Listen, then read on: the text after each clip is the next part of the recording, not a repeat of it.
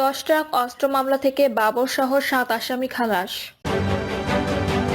টঙ্গীতে বিশ্ব ইজতেমা ময়দানে দুই পক্ষের সংঘর্ষে নিহত 2। এদিকে ইজতেমা ময়দানে 144 ধারা জারি। ইজতেমা ময়দানে সংঘর্ষ, উত্তরা ও তুরাগ নদ সংলগ্ন এলাকায় সভা সমাবেশ নিষিদ্ধ। এবং সর্বশেষ জানাবো, ঘুষ ছাড়া সার দেন না শওকত, সরকারি কার্যালয়ে বানিয়েছেন বিশ্রাম কক্ষ। শুনছিলেন সংবাদ শিরোনাম, এবারে বিস্তারিত। 10 ট্রাক অস্ত্র মামলা থেকে বাবর সহ 7 আসামি খালাস। বহুল আলোচিত 10 ট্রাক অস্ত্র চোরাচালানের মামলায় সাবেক স্বরাষ্ট্র প্রতিমন্ত্রী লুৎফুজ্জামান বাবর সহ 7 আসামিকে খালাস দিয়েছেন হাইকোর্ট। এছাড়া উলফার সামরিক কমান্ডার পরেশ বড়ুয়ার সাজা কমিয়ে মৃত্যুদণ্ড থেকে যাবজ্জীবন দণ্ড দেওয়া হয়েছে। মৃত্যুদণ্ডপ্রাপ্ত আসামিদের ডেথ রেফারেন্স খারিজ করে এবং তাদের ও অন্য আসামিদের আপিল মঞ্জুর করে আদালত এ রায় দেন। আদালতে আসামিদের পক্ষে শুনানি করেন advocate SM Shahjahan, advocate Mohammad Shishir Monir ও অ্যাডভোকেট মোহাম্মদ আহসান। টঙ্গীতে বিশ্ব ইজতেমা ময়দানে দুই পক্ষের সংঘর্ষে নিহত 2। বিশ্ব ইজতেমা মাঠ দখলকে কেন্দ্র করে জোবায়ের ও সাতপন্থীদের মধ্যে সংঘর্ষের ঘটনা ঘটেছে। এই ঘটনায় 2 জন নিহত হয়েছেন। এছাড়া অর্ধশতাধিক আহত হয়েছেন বলে জানা গেছে। ওসি বলেন, রাতে ইজতেমা মাঠে মারামারি ঘটনায় 2 জনের মৃত্যুর খবর নিশ্চিত হওয়া গেছে। একজন লোকাল হাসপাতালে, আরেকজন ঢাকা মেডিকেল কলেজ হাসপাতালে মারা গেছেন। 50 থেকে 60 জন আহতের খবর জানা গেছে। এখন পরিস্থিতি শান্ত হয়েছে। আইন শৃঙ্খলা পরিস্থিতি স্বাভাবিক রাখতে পুলিশ কাজ করছে। ওসি বলেন, রাতে ইজতেমা মাঠে মারামারি ঘটনায় 2 জনের মৃত্যুর খবর নিশ্চিত হওয়া গেছে। একজন লোকাল হাসপাতালে, আরেকজন ঢাকা মেডিকেল কলেজ হাসপাতালে মারা গেছেন। 50 থেকে 60 জন আহতের খবর জানা গেছে। এখন পরিস্থিতি শান্ত রয়েছে। আইন শৃঙ্খলা পরিস্থিতি স্বাভাবিক রাখতে পুলিশ কাজ করছে। ইজতেমা ময়দানে 144 ধারা জারি। গাজীপুরের টঙ্গীর ইজতেমা ময়দান সহ আশপাশের 3 কিলোমিটার এলাকা জুড়ে 144 ধারা জারি করা হয়েছে। দুপুরে গাজীপুর মেট্রোপলিটন পুলিশের কমিশনার ডক্টর নাজমুল করিম খান স্বাক্ষরিত পত্রে তথ্য জানানো হয়েছে। পত্রে উল্লেখ করা হয়, গাজীপুর মেট্রোপলিটন পুলিশ আইন 2018 এর 30 ও 31 ধারায় পুলিশ কমিশনারকে প্রদত্ত ক্ষমতা বলে 8 ডিসেম্বর 2024 তারিখ দুপুর 2টা থেকে পরবর্তী নির্দেশ না দেওয়া পর্যন্ত বিশ্ব ইজতেমা ময়দান সহ আশপাশের 3 কিলোমিটার গাজীপুর মেট্রোপলিটন পুলিশ এলাকায় নিম্নলিখিত আদেশ বলবৎ থাকবে। বিশ্ব ইজতেমা মাঠে জনসাধারণের প্রবেশ নিষিদ্ধ পরবর্তী নির্দেশ না দেওয়া পর্যন্ত ইজতেমা ময়দান সহ আশপাশের 3 কিলোমিটার এলাকার মধ্যে 2 বা ততোধিক ব্যক্তি একত্রে ঘোরাফেরা বা জমায়েত এবং মিছিল সমাবেশ করতে পারবে না। কোনো প্রকার অস্ত্রশস্ত্র, চুরি, ছুরি, লাঠি, বিস্ফোরক দ্রব্যাদি বা এ জাতীয় কোনো পদার্থ বহনে নিষেধাজ্ঞা, কোনো প্রকার লাউড স্পিকার বা উচ্চস্বরে শব্দ করতে পারবে না বলে পত্রে উল্লেখ করা হয়েছে। আইন অমান্যকারীদের বিরুদ্ধে যথাযথ আইনানুগ ব্যবস্থা গ্রহণ করা হবে বলেও পত্রে উল্লেখ করা হয়েছে। এ বিষয়ে গাজীপুর মেট্রোপলিটন পুলিশের কমিশনার ডক্টর নাজমুল করিম খান বলেন, মেট্রোপলিটন এলাকার জন্য 144 ধারা জারি করা হয়েছে। ইজতেমা ময়দানে সংঘর্ষ, উত্তরা ও তুরাগনদ সংলগ্ন এলাকায় সভা সমাবেশ নিষিদ্ধ। মাঝরাতে গাজীপুরের টঙ্গীর বিশ্ব ইজতেমার মাঠ দখল নিয়ে মাওলানা সাদ ও জুবাইরপন্থীদের সংঘর্ষের ঘটনায় 3 জন নিহত হয়েছেন। এই ঘটনায় উভয় পক্ষের শতাধিক মুসল্লি আহত হয়েছেন। এই অবস্থায় আইন শৃঙ্খলা পরিস্থিতি নিয়ন্ত্রণে রাখতে উত্তরা ও তুরাগ নদ সংলগ্ন এলাকায় সব ধরনের সভা সমাবেশ নিষিদ্ধ করেছে ঢাকা মহানগর পুলিশ। গণবিজ্ঞপ্তিতে বলা হয়, এত দ্বারা সর্বসাধারণের অবগতির জন্য জানানো যাচ্ছে যে সম্প্রতি উদ্ভূত পরিস্থিতি মোকাবেলায় জনশৃঙ্খলা রক্ষার্থে ঢাকা মেট্রোপলিটন পুলিশ অর্ডিন্যান্স এর 29 ধারায় অর্পিত ক্ষমতা বলে দুপুর 2টা থেকে কামারপাড়া, আব্দুল্লাহপুর, উত্তরা সেক্টর 10 এবং তৎসংলগ্ন তুরাগ নদের দক্ষিণ পশ্চিম এলাকায় যে কোনো প্রকার সভা সমাবেশ, মিছিল, শোভাযাত্রা, বিক্ষোভ ইত্যাদি পরবর্তী নির্দেশ না দেওয়া পর্যন্ত নিষিদ্ধ করা হলো।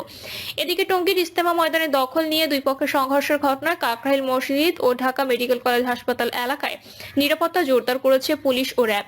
এছাড়া ঘটনাস্থলে সকাল থেকে 4 প্লাটুন বিজিবি মোতায়েন করা হয়েছে। রমনা থানার ভারপ্রাপ্ত কর্মকর্তা গোলাম ফারুক বলেন, কাকরাইল মসজিদ ও আশপাশের এলাকা পর্যাপ্ত সংখ্যক পুলিশ মোতায়েন রাখা হয়েছে। যে কোনো অপ্রীতিকর পরিস্থিতি মোকাবেলায় পুলিশ প্রস্তুত। এ বিষয়ে র্যাব 3 এর সহকারী পরিচালক মোহাম্মদ ফয়জুল ইসলাম জানান, টঙ্গীর ইজতেমা ময়দানের দখল নিয়ে দুই পক্ষের সংঘর্ষের ঘটনায় কাকরাইল মসজিদ ও ঢাকা মেডিকেল কলেজ হাসপাতাল এলাকায় র্যাব 3 নিরাপত্তা জোরদার করেছে।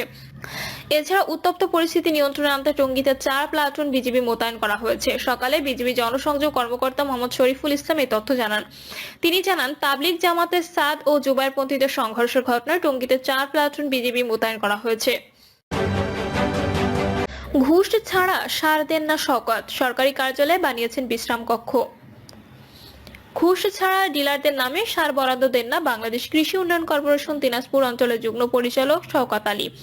কোনো ডিলার ঘুষ না দিলে তাদের হয়রানি করা হয়, আবার গুদামে সার ঢোকানো ও বের করার সময় শ্রমিকদের বিল থেকেও শওকতকে ঘুষ দিতে হয়, না দিলে সংশ্লিষ্ট গুদামের সার সরবরাহ বন্ধ করে দেন। এভাবে দুর্নীতি করে কয়েক কোটি টাকা হাতিয়ে নিয়েছেন। এ বিষয়ে ভুক্তভোগী সার ডিলাররা গত 2রা নভেম্বর বিএডিসির চেয়ারম্যান কাছে লিখিত অভিযোগ দিয়েছেন। পাশাপাশি নিজেও কার্যালয়ে আলাদা বিশ্রাম কক্ষ দিয়েছেন শওকত আলী। বিশ্রাম কক্ষে শুয়ে বসে অফিস করেছেন তিনি। সকালে সরেজমিনে তার কার্যালয়ে গিয়ে বিশ্রাম কক্ষ দেখা গেছে। ভুক্তভোগী সার ডিলারদের সঙ্গে কথা বলে জানা গেছে শওকত আলী যোগদানের পর থেকেই কোনো নীতিমালা তোয়াক্কা করেন না। প্রয়োজন ছাড়াই ডিলারদের সার উত্তোলনের ডিও লেটারে স্বাক্ষর করার নামে বিভিন্নভাবে হয়রানি করে আসছেন। প্রকাশ্যে ঘুষ নিচ্ছেন। ঘুষ না দিলে ডিলারদের কাছের গুদামে সার থাকলেও সেখান থেকে না নিয়ে দূরের গুদাম থেকে সার বরাদ্দ করেন। এতে করে ডিলারদের সার পরিবহন খরচ বেড়ে যায়। দুর্ভোগ এড়াতে তাকে ঘুষ দিলে তাৎক্ষণিক সেই আদেশ বাতিল করে কাছের গুদাম থেকে সার বরাদ্দ দিয়ে থাকেন।